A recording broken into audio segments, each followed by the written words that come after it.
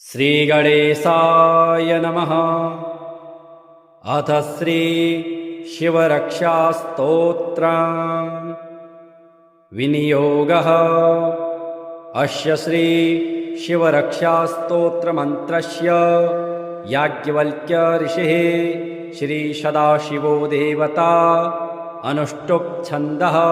श्री सदाशिव प्रीत्यर्थं शिवरक्षास्तोत्रपाठे विनियोगः। चरितं देवदेवस्य महादेवस्य पावनम् अपारं परमोदारं चतुर्वर्गस्य साधना। गौरी विनायकोपेतं पञ्चवक्त्रं त्रिनेत्रकं शिवं ध्यात्वा दशभुजं शिवरक्षां पठेन्नरः। गंगाधरः शिरः पातु भालम् अर्धेन्दुशेखरः। नयने मदनध्वंसे कर्णो सर्पविभूषण। घ्राणं पातु पुरारात्रिः मुखं पातु जगत्पतिः। जिह्वां वागीश्वरः पातु कन्धरां सितिकन्धरः। श्रीकण्ठः पातु मे कण्ठं स्कन्दो विश्वधुरन्धरः। भुजो भूभारसंहर्ता करौ पातु पिनाकधिक्। हृदयं शङ्करः पातु जठरं गिरिजापतिः। नाभिं मृत्युञ्जयः पातु कटी व्याघ्राञ्जिनाम्बरः। शक्तिनी पातु दीनार्त शरणागतवत्सलः। ऊरो महेश्वरः पातु जानुनी जगदीश्वरः। जङ्घे पातु जगत्कर्ता गुल्फो पातु गणाधिपः। चरणौ करुणा सिन्धु सर्वाङ्गानि सदाशिवः। एतां शिवबलोपेतां रक्ष्यां यः सुकृते पठेत् स भुक्त्वा सकलान् कामान् शिवसायुज्यमवाप्नुयात्। ग्रहभूतपिशाचाद्या त्रैलोक्ये विचरन्ति ये दूरादासु पलायन्ते शिवनामाभिरक्षणात्। अभयङ्करनामेदं कवचं पार्वतीपतेः। भक्त्या बिभर्ति यः कण्ठे तस्य वश्यं जगत्त्रयम्। इमां नारायणः स्वप्ने शिवरक्षां यथा दिशत्। प्रातरुत्थाय योगीन्द्रो याज्ञवल्क्यः तथा लिखत्।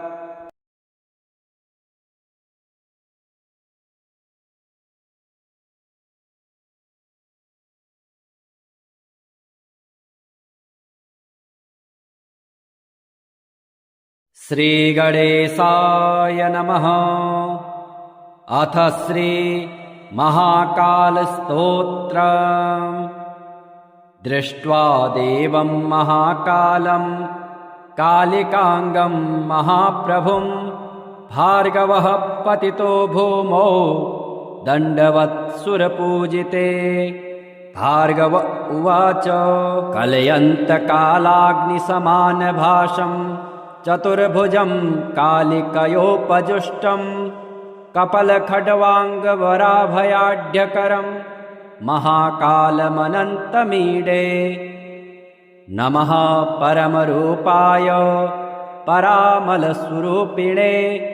नियतिप्राप्तदेहाय तत्त्वरूपाय ते नमः। नमः परमरूपाय परमार्थैकरूपिणे। वियन्माया स्वरूपाय भैरवाय नमोऽस्तुते। ॐ नमः परमेशाय परतत्त्वार्थदर्शिने। वियन्मायाध्यधीशाय दिविचित्राय सम्भवे। त्रिलोकेशाय गूढाय सूक्ष्माया व्यक्तरूपिणे। पराकाष्ठादिरूपाय पराय सम्भवे नमः। ॐ नमः कालिकाङ्काय कालाञ्जननिभायते। जगत्संहारकर्ते च महाकालाय ते नमः। नम उग्राय देवाय भीमाय भयदायिने महाभयविनाशाय सृष्टिसंहारकारिणे। नमः परापरानन्द स्वरूपाय महात्मने परप्रकाशरूपाय प्रकाशानां प्रकाशिने। ॐ नमो ध्यानगम्याय योगिहृत् पद्मवासिने वेदतन्त्रार्थगम्याय वेदतन्त्रार्थदर्शिने। वेदागमपरामर्श परमानन्ददायिने तन्त्रवेदान्तवेद्याय सम्भवे विभवे नमः।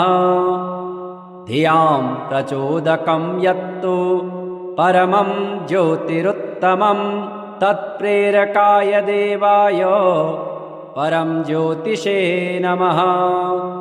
गुणाश्रयाय देवाय निर्गुणाय कपर्दिने अतिस्थूलाय देवाय यतिसूक्ष्माय ते नमः।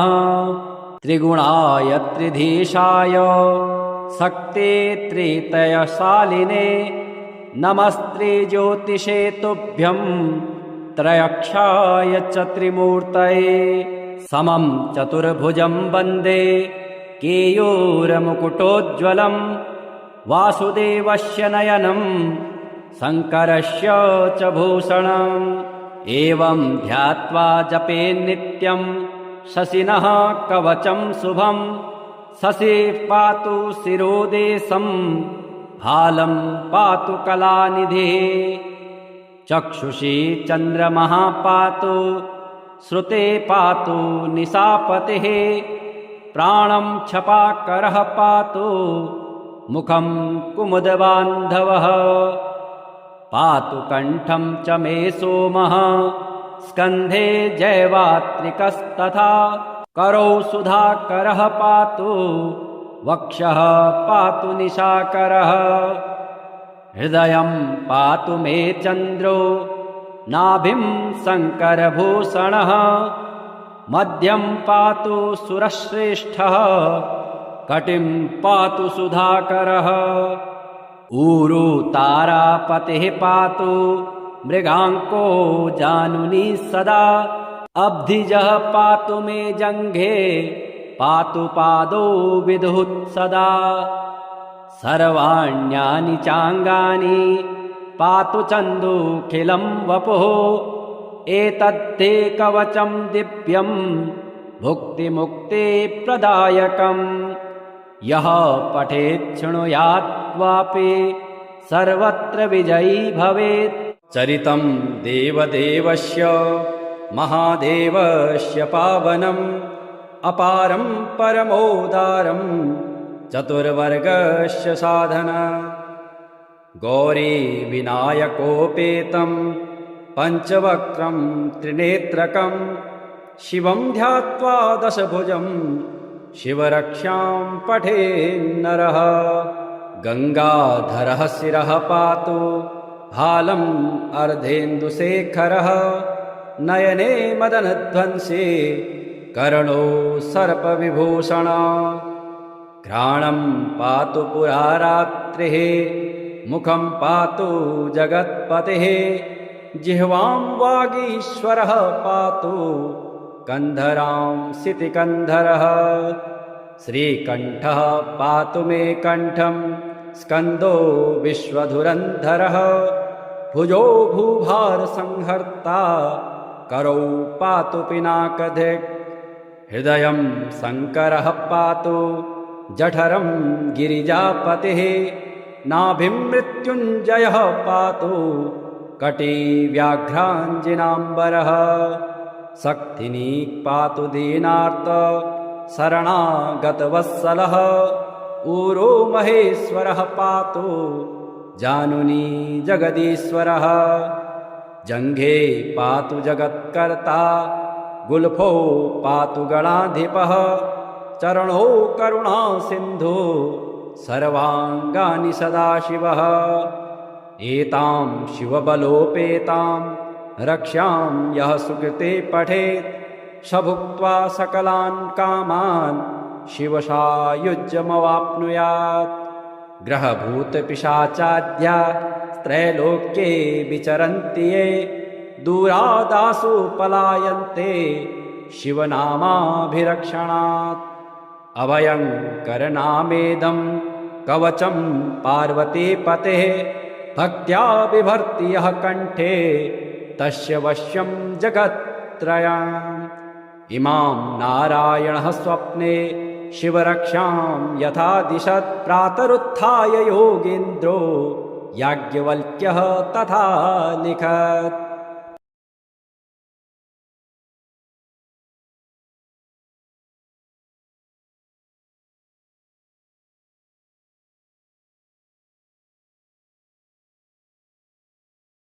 श्रीगणेशाय नमः। अथ श्री महाकालस्तोत्रम्। दृष्ट्वा देवं महाकालं कालिकांगं महाप्रभुं भार्गवः पतितो भूमौ दण्डवत्सुरपूजिते।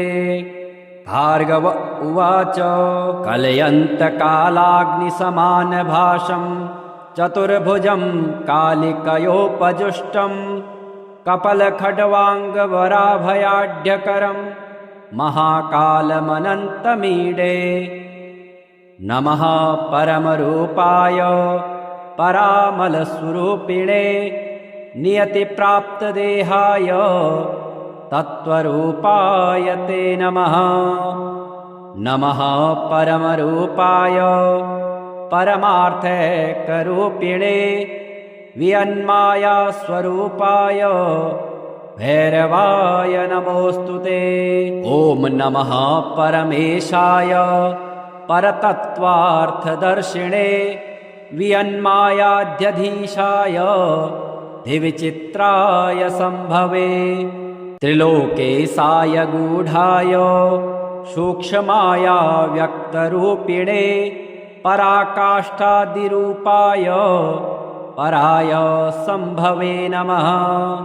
ॐ नमः कालिकाङ्काय कालाञ्जननिभायते जगत्संहारकर्ते च महाकालाय ते नमः। नम उग्राय देवाय भीमाय भयदायिने महाभयविनाशाय सृष्टिसंहारकारिणे। नमः परापरानन्द स्वरूपाय महात्मने परप्रकाशरूपाय प्रकाशानां प्रकाशिने। ॐ नमो ध्यानगम्याय योगिहृत्पद्मवासिने वेदतन्त्रार्थगम्याय वेदतन्त्रार्थदर्शिने। वेदागमपरामर्श परमानन्ददायिने तन्त्रवेदान्तवेद्याय सम्भवे विभवे नमः। धियां प्रचोदकं यत्तु परमं ज्योतिरुत्तमं तत्प्रेरकाय देवाय परं ज्योतिषे नमः। गुणाश्रयाय देवाय निर्गुणाय कपर्दिने अतिस्थूलाय देवाय यतिसूक्ष्माय ते नमः। त्रिगुणाय त्रिधीशाय शक्ते त्रितयशालिने नमस्त्रिज्योतिषे तुभ्यं त्रयक्षाय च त्रिमूर्तये।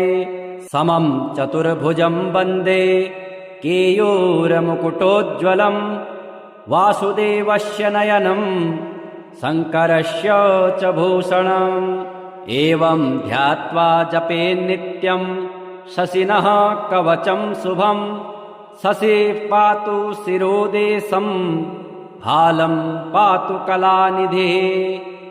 चक्षुषी चन्द्रमः पातु श्रुते पातु निशापतिः प्राणं छपाकरः पातु मुखं कुमुदबान्धवः पातु कण्ठं च मे सोमः स्कन्धे जैवात्रिकस्तथा करौ सुधाकरः पातु वक्षः पातु निशाकरः हृदयं पातु मे चन्द्रो नाभिं शङ्करभूषणः मध्यं पातु सुरश्रेष्ठः कटिं पातु सुधाकरः ऊरू तारापतिः पातु मृगाङ्को जानुनी सदा अब्धिजः पातु मे जङ्घे पातु पादौ विदुः सदा सर्वाण्यानि चाङ्गानि पातु चन्दूखिलं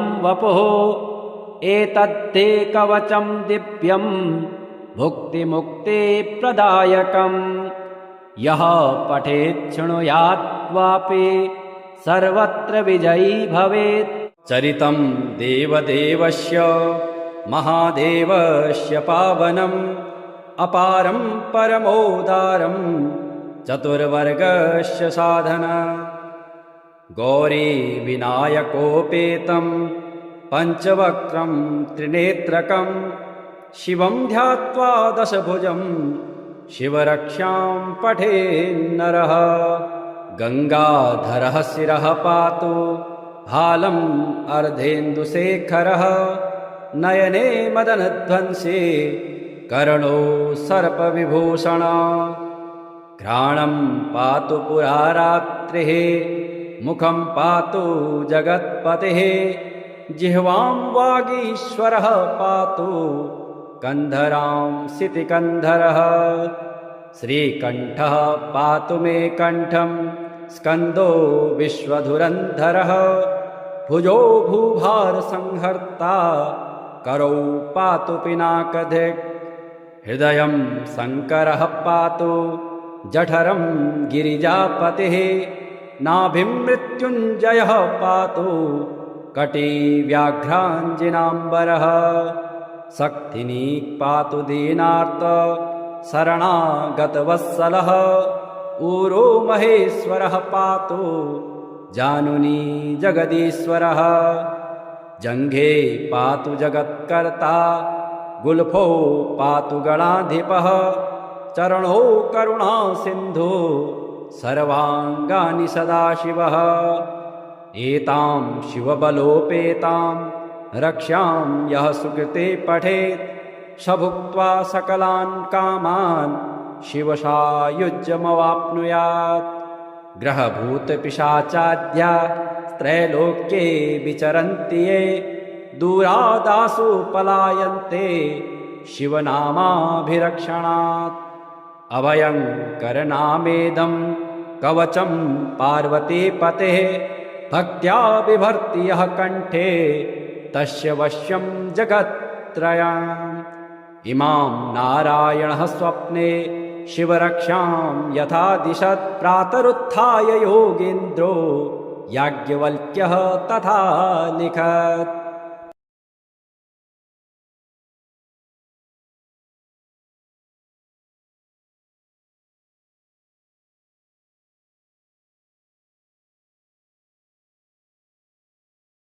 श्रीगणेशाय नमः।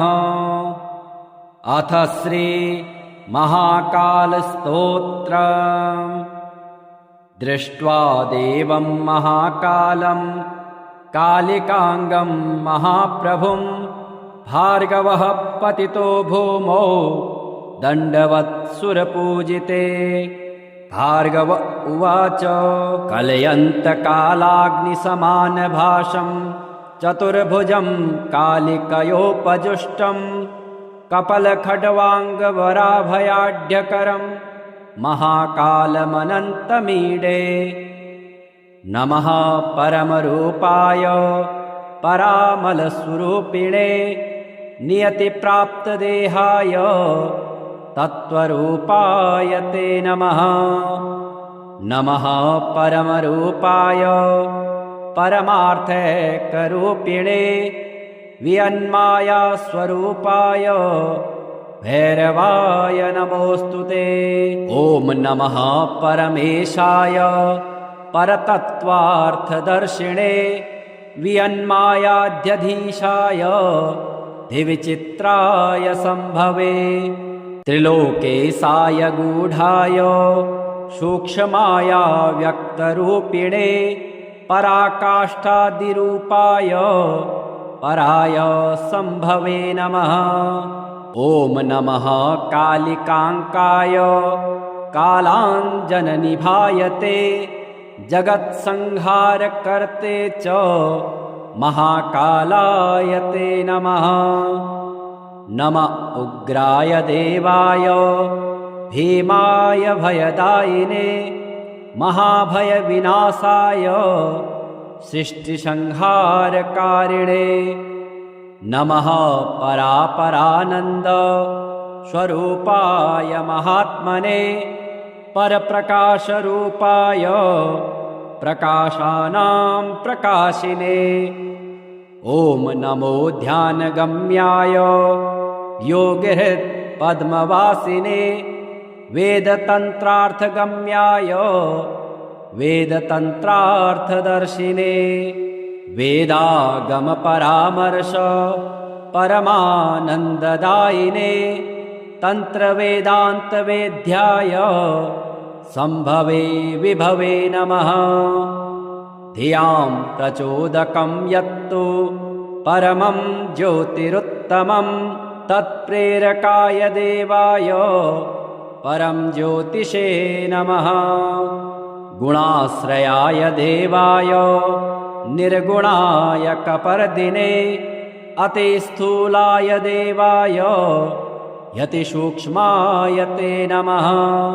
त्रिगुणाय त्रिधीशाय शक्ते त्रितयशालिने नमस्त्रिज्योतिषे तुभ्यं त्रयक्षाय च त्रिमूर्तये समं चतुर्भुजं वन्दे केयूरमुकुटोज्ज्वलं वासुदेवस्य नयनं शङ्करस्य च भूषणम् एवं ध्यात्वा जपेन्नित्यं शशिनः कवचं शुभं शशिः पातु शिरोदेशं भालं पातु कलानिधिः चक्षुषी चन्द्रमः पातु श्रुते पातु निशापतिः प्राणं क्षपाकरः पातु मुखं कुमुदबान्धवः पातु कण्ठं च मे सोमः स्कन्धे जैवात्रिकस्तथा करौ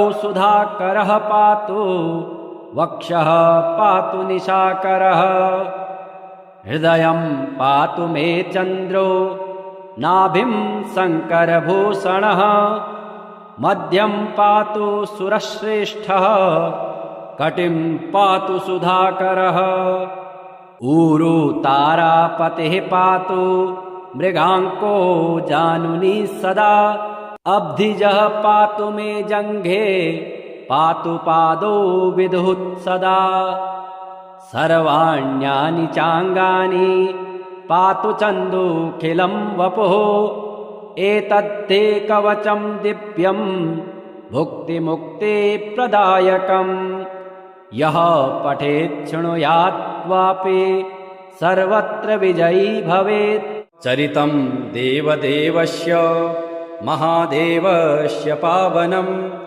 अपारं परमोदारं चतुर्वर्गस्य साधना गौरी विनायकोपेतं पञ्चवक्त्रं त्रिनेत्रकं शिवं ध्यात्वा दशभुजं शिवरक्षां पठेन्नरः गङ्गाधरः शिरः पातु भालम् अर्धेन्दुशेखरः नयने मदनध्वंसे कर्णो सर्पविभूषण घ्राणं पातु पुरारात्रिः मुखं पातु जगत्पतिः जिह्वां वागीश्वरः पातु कन्धरां सितिकन्धरः श्रीकण्ठः पातु मे कण्ठं स्कन्दो विश्वधुरन्धरः भुजो भूभारसंहर्ता करौ पातु पिनाकधिक् हृदयं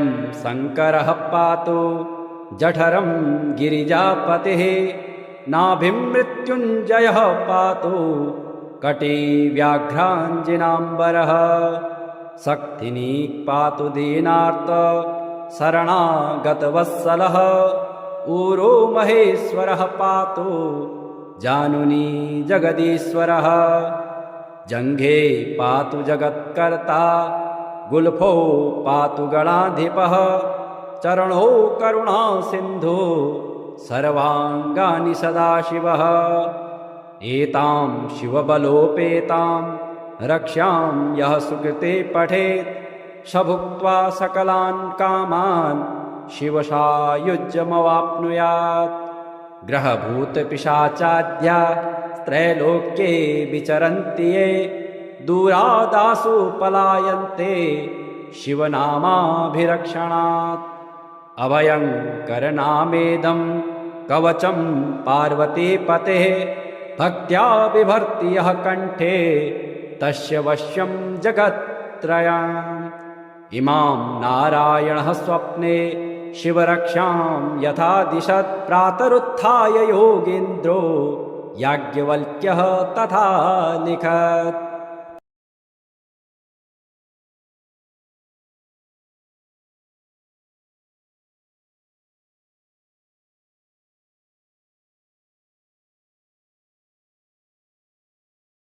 श्रीगणेशाय नमः।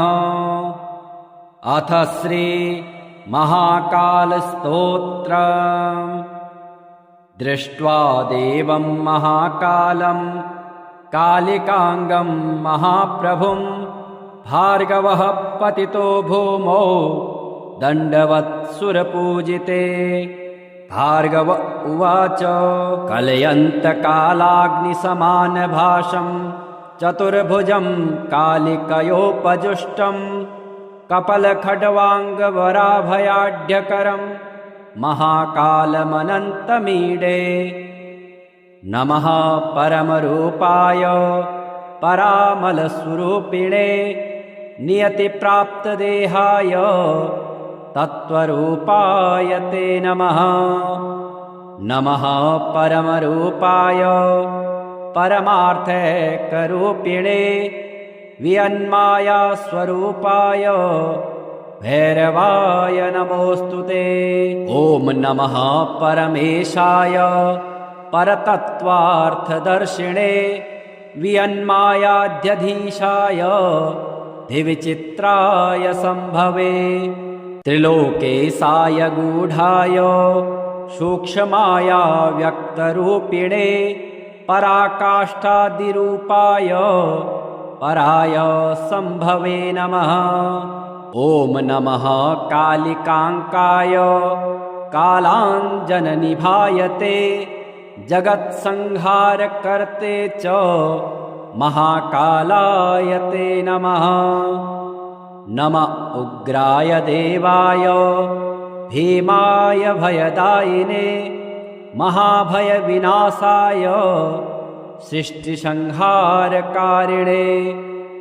नमः परापरानन्द स्वरूपाय महात्मने परप्रकाशरूपाय प्रकाशानां प्रकाशिने।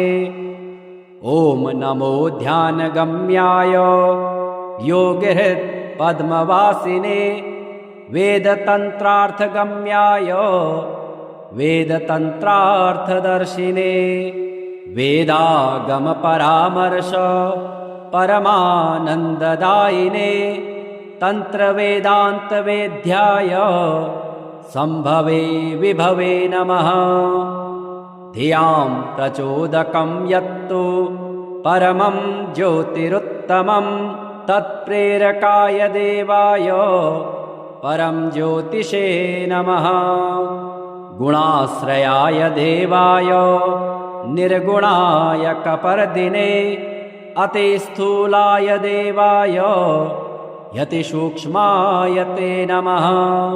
त्रिगुणाय त्रिधीशाय शक्ते त्रितयशालिने नमस्त्रिज्योतिषे तुभ्यं त्रयक्षाय च त्रिमूर्तये समं चतुर्भुजं वन्दे केयूरमुकुटोज्ज्वलं वासुदेवस्य नयनं शङ्करस्य च भूषणम् एवं ध्यात्वा जपेन्नित्यं शशिनः कवचं शुभं शशिः पातु शिरोदेशं भालं पातु कलानिधिः चक्षुषी चन्द्रमः पातु श्रुते पातु निशापतिः प्राणं छपाकरः पातु मुखं कुमुदबान्धवः पातु कण्ठं च मे सोमः स्कन्धे जयवात्रिकस्तथा करौ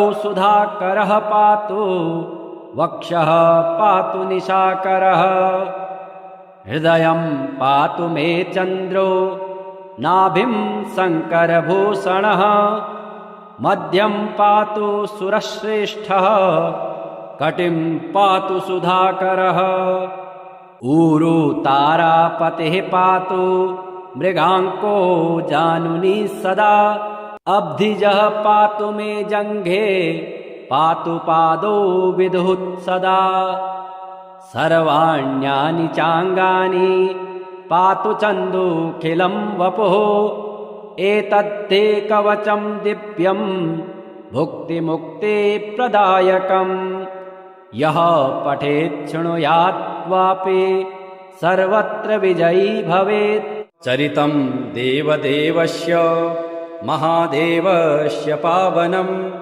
अपारं परमोदारं चतुर्वर्गस्य साधना गौरी विनायकोपेतं पञ्चवक्त्रं त्रिनेत्रकं शिवं ध्यात्वा दशभुजं शिवरक्षां पठेन्नरः गङ्गाधरः शिरः पातु भालम् अर्धेन्दुशेखरः नयने मदनध्वंसे कर्णो सर्पविभूषण घ्राणं पातु पुरारात्रिः मुखं पातु जगत्पतिः जिह्वां वागीश्वरः पातु कन्धरां सितिकन्धरः श्रीकण्ठः पातु मे कण्ठं स्कन्दो विश्वधुरन्धरः भुजो भूभारसंहर्ता करौ पातु पिनाकधिक् हृदयं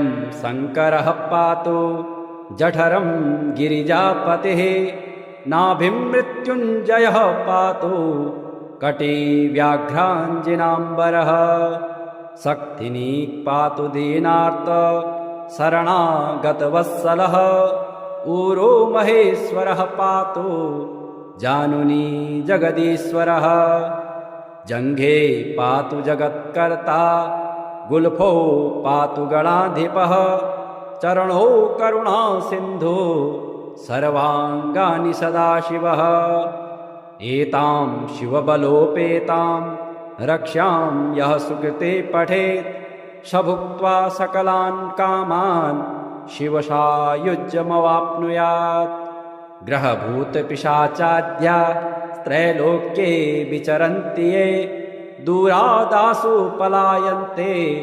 शिवनामाभिरक्षणात् अभयङ्करनामेदं कवचं पार्वतीपतेः भक्त्या बिभर्ति यः कण्ठे तस्य वश्यं जगत्त्रयम् इमां नारायणः स्वप्ने शिवरक्षां यथा दिशत् प्रातरुत्थाय योगीन्द्रो याज्ञवल्क्यः तथा लिखत्।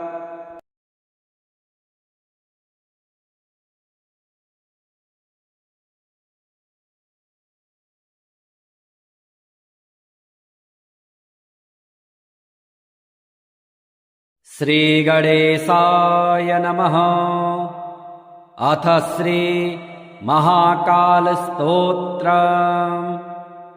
दृष्ट्वा देवं महाकालं कालिकांगं महाप्रभुं भार्गवः पतितो भूमौ दण्डवत्सुरपूजिते। भार्गव उवाच कलयन्तकालाग्निसमानभाषं चतुर्भुजं कालिकयोपजुष्टं कपलखड्वाङ्गवराभयाढ्यकरं महाकालमनन्तमीडे। नमः परमरूपाय परामलस्वरूपिणे नियतिप्राप्तदेहाय तत्त्वरूपाय ते नमः। नमः परमरूपाय परमार्थैकरूपिणे वियन्मायास्वरूपाय भैरवाय नमोऽस्तु ते। ॐ नमः परमेशाय परतत्त्वार्थदर्शिणे वियन्मायाध्यधीशाय दिविचित्राय सम्भवे। त्रिलोकेशाय गूढाय सूक्ष्माया व्यक्तरूपिणे पराकाष्ठादिरूपाय पराय सम्भवे नमः। ॐ नमः कालिकाङ्काय कालाञ्जननिभायते जगत्संहारकर्ते च महाकालाय ते नमः। नमः उग्राय देवाय भीमाय भयदायिने महाभयविनाशाय सृष्टिसंहारकारिणे। नमः परापरानन्द स्वरूपाय महात्मने परप्रकाशरूपाय प्रकाशानां प्रकाशिने। ॐ नमो ध्यानगम्याय योगिहृत्पद्मवासिने वेदतन्त्रार्थगम्याय वेदतन्त्रार्थदर्शिने। वेदागमपरामर्श परमानन्ददायिने तन्त्रवेदान्तवेद्याय सम्भवे विभवे नमः। धियां प्रचोदकं यत्तु परमं ज्योतिरुत्तमं तत्प्रेरकाय देवाय परं ज्योतिषे नमः। गुणाश्रयाय देवाय निर्गुणाय कपर्दिने अतिस्थूलाय देवाय यतिसूक्ष्माय ते नमः। त्रिगुणाय त्रिधीशाय शक्ते त्रितयशालिने नमस्त्रिज्योतिषे तुभ्यं त्रयक्षाय च त्रिमूर्तये। समं चतुर्भुजं वन्दे केयूरमुकुटोज्ज्वलं वासुदेवस्य नयनं शङ्करस्य च भूषणम्। एवं ध्यात्वा जपेन्नित्यं शशिनः कवचं शुभं शशि पातु शिरोदेशं हालं पातु कलानिधिः। चक्षुषी चन्द्रमः पातु श्रुते पातु निशापतिः प्राणं छपाकरः पातु मुखं कुमुदबान्धवः। पातु कण्ठं च मे सोमः स्कन्धे जैवात्रिकस्तथा करौ सुधाकरः पातु वक्षः पातु निशाकरः। हृदयं पातु मे चन्द्रो नाभिं शङ्करभूषणः मध्यं पातु सुरश्रेष्ठः कटिं पातु सुधाकरः। ऊरू तारापतिः पातु मृगाङ्को जानुनी सदा अब्धिजः पातु मे जङ्घे पातु पादौ विदुः सदा। सर्वाण्यानि चाङ्गानि पातु चन्दूखिलं वपुः एतद्धे कवचं दिव्यं भुक्तिमुक्तिप्रदायकम्। यः पठेत् शृणुयाद्वापि सर्वत्र विजयी भवेत्। चरितं देवदेवस्य महादेवस्य पावनम् अपारं परमोदारं चतुर्वर्गस्य साधना। गौरी विनायकोपेतं पञ्चवक्त्रं त्रिनेत्रकं शिवं ध्यात्वा दशभुजं शिवरक्षां पठेन्नरः। गङ्गाधरः शिरः पातु भालम् अर्धेन्दुशेखरः नयने मदनध्वंसे कर्णो सर्पविभूषण घ्राणं पातु पुरारात्रिः मुखं पातु जगत्पतिः जिह्वां वागीश्वरः पातु कन्धरां सितिकन्धरः श्रीकण्ठः पातु मे कण्ठं स्कन्दो विश्वधुरन्धरः भुजो भूभारसंहर्ता करौ पातु पिनाकधिक् हृदयं शङ्करः पातु जठरं गिरिजापतिः नाभिं मृत्युञ्जयः पातु कटी व्याघ्राञ्जिनाम्बरः शक्तिनी पातु दीनार्त शरणागतवत्सलः ऊरो महेश्वरः पातु जानुनी जगदीश्वरः जङ्घे पातु जगत्कर्ता गुल्फो पातु गणाधिपः चरणो करुणा सिन्धु सर्वाङ्गानि सदाशिवः एतां शिवबलोपेतां रक्ष्यां यः सुकृते पठेत् स भुक्त्वा सकलान् कामान् शिवसायुज्यमवाप्नुयात् ग्रहभूतपिशाचाद्या त्रैलोक्ये विचरन्ति ये दूरादासु पलायन्ते शिवनामाभिरक्षणात् अभयङ्करनामेदं कवचं पार्वतीपतेः भक्त्या बिभर्ति यः कण्ठे तस्य वश्यं जगत्त्रयम् इमां नारायणः स्वप्ने शिवरक्षां यथा दिशत् प्रातरुत्थाय योगीन्द्रो याज्ञवल्क्यः तथा लिखत्।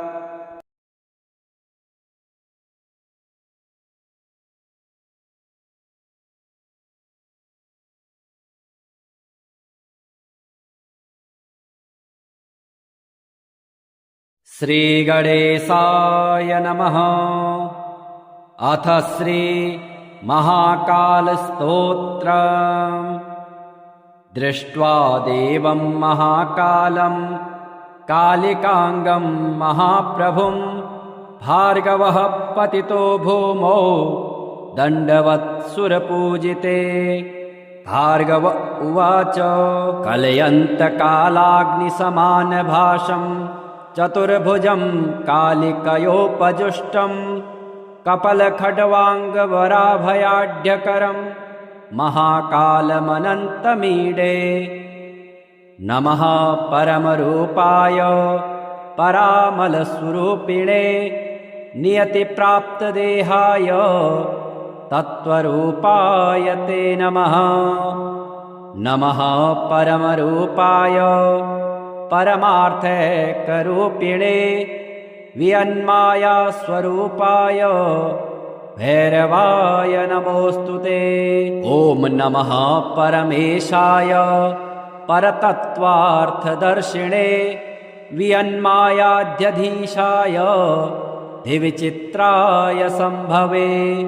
त्रिलोकेशाय गूढाय सूक्ष्माया व्यक्तरूपिणे पराकाष्ठादिरूपाय पराय सम्भवे नमः। ॐ नमः कालिकाङ्काय कालाञ्जननिभायते जगत्संहारकर्ते च महाकालाय ते नमः। नम उग्राय देवाय भीमाय भयदायिने महाभयविनाशाय सृष्टिसंहारकारिणे। नमः परापरानन्द स्वरूपाय महात्मने परप्रकाशरूपाय प्रकाशानां प्रकाशिने। ॐ नमो ध्यानगम्याय योगिहृत् पद्मवासिने वेदतन्त्रार्थगम्याय वेदतन्त्रार्थदर्शिने। वेदागमपरामर्श परमानन्ददायिने तन्त्रवेदान्तवेद्याय सम्भवे विभवे नमः। धियां प्रचोदकं यत्तु परमं ज्योतिरुत्तमं तत्प्रेरकाय देवाय परं ज्योतिषे नमः। गुणाश्रयाय देवाय निर्गुणाय कपर्दिने अतिस्थूलाय देवाय यतिसूक्ष्माय ते नमः।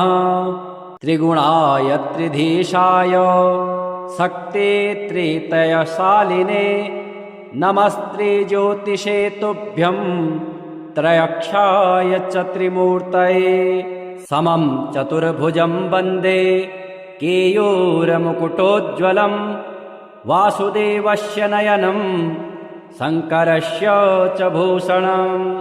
एवं ध्यात्वा जपेन्नित्यं शशिनः कवचं शुभं शशिः पातु शिरोदेशं भालं पातु कलानिधिः। चक्षुषी चन्द्रमः पातु श्रुते पातु निशापतिः प्राणं क्षपाकरः पातु मुखं कुमुदबान्धवः। पातु कण्ठं च मे सोमः स्कन्धे जैवात्रिकस्तथा करौ सुधाकरः पातु वक्षः पातु निशाकरः। हृदयं पातु मे चन्द्रो नाभिं शङ्करभूषणः मध्यं पातु सुरश्रेष्ठः कटिं पातु सुधाकरः। ऊरु तारापतिः पातु मृगाङ्को जानुनी सदा अब्धिजः पातु मे जङ्घे पातु पादौ विदुः सदा। सर्वाण्यानि चाङ्गानि पातु चन्दूखिलं वपुः एतद्धे कवचं दिव्यं भुक्तिमुक्तिप्रदायकम्। यः पठेत् शृणुयात् वापि सर्वत्र विजयी भवेत्